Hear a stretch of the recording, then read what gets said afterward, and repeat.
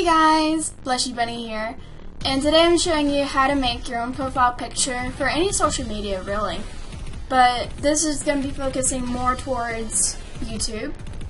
So the first you want to do, you want to make a new document and make sure it's 500 pixels by 500 pixels and make sure the background contents are transparent, and then click OK.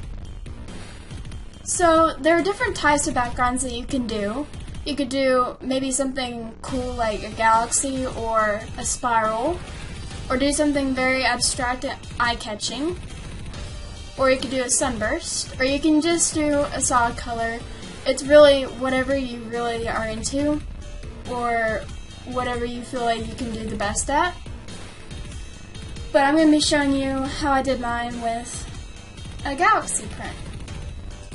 So once you get your picture, you want to go to Place Embedded, and you want to go and click on your background and place, and then you can shift and drag your picture so that it is proportionate, and then once you're done with that, you can click OK. And of course you can move it around some if you did what I did and make it bigger than the 500 by 500.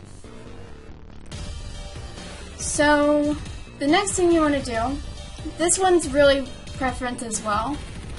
However you want to frame your letters or your logo, but I like to do a ellipse, and you can do that by clicking the rectangle tool that's usually right here, right clicking it, and then going down to the ellipse tool.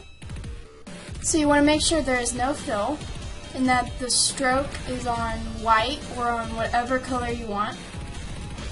And I'm going to make mine 35 wide. And then you just want to go from one corner and then drag it to the next, just like that.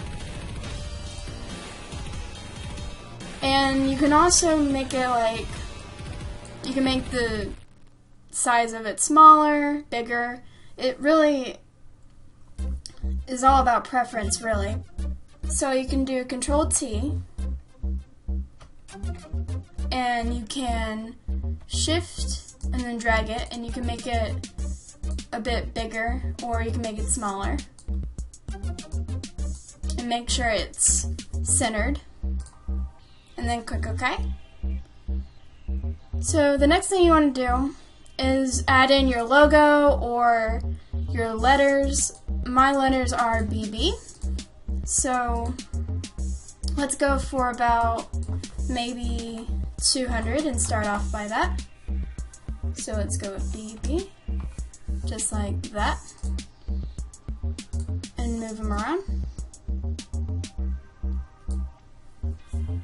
And then Control-T, and we can make them bigger.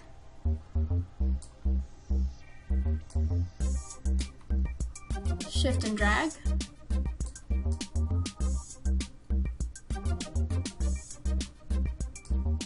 Maybe just a little bit bigger.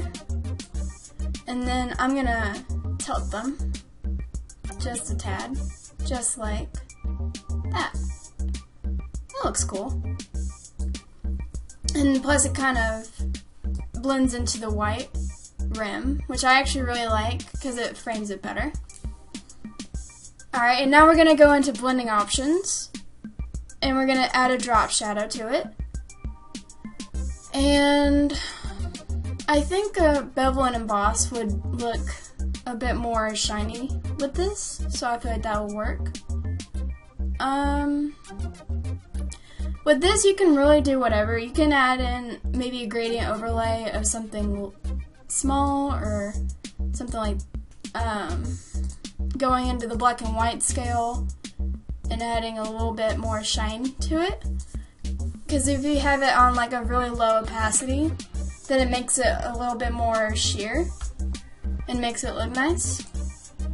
And then if you right click over here, then you can do copy layer style, and then if you right click on the ellipse tool, on the ellipse layer that you did, then you can do place layer style. That way that it's the same throughout. So I feel like this is a bit plain, but you can stop here if you really are content with this. But what I'm going to do is I'm going to go to my graphics pack. I'm going to go into my flow one, and I'm going to pick a color correction, and I'm going to pick this one, which is CC2 if you want if you have the same graphics pack as I do. It's the 10K pack flow graphics, and you just drag and drop. That way it has the same thing throughout, and it makes the galaxy pop out more, and it really frames the whole piece. Another thing you could do is you can go into blending options, and you can add a gradient overlay of whatever colors you want. I'm going to choose this purple one, and I'm going to make it about like maybe a 15, maybe, yeah, and it makes it a bit more purple. I kind of want more, so let's go into blending options again and change it to an opacity of 20, or maybe 25, yeah. That way it makes it a bit more lighter up here and then darker, and it really just makes it a bit more eye-catching. So another thing you can do is you can look for a flare PNG, and you can click and you can make sure that it is a PNG, and you can tell because it has the checkered on it. But you would save it to your computer, and once you do that, you go back into Photoshop, and then you place embedded, and then you go to your flare, and then you shift and drag to make it as big as you want, and then click OK, and then you go over to the layers over here, and you make sure it's on top of the BB or on top of your logo. And then you can do Control T again and rotate it just like that, and click OK. And this one is a bit more, I don't feel like that blue really goes with the color scheme here. So I'm going to go into blending options and add a color overlay this time. And I like this color burn that it does because it adds a good effect to it. And if you want the same color of purple I'm using A20FE0. And so that you can get that same color. And then you can go over here to the opacity of the whole layer, and you can change it to about maybe a 70. Yeah, 70 or 75. I feel like that's a good amount. And then you're pretty much done. Now this one I'm just gonna add in a personal preference again, but you can do like maybe your logo or whatever you really enjoy. But I'm gonna add in my little BlushyBunny, and then click OK. So that is our product. That's what I came up with. If you guys have any other tutorials that you guys want me to do, I'll be sure to make sure it happens.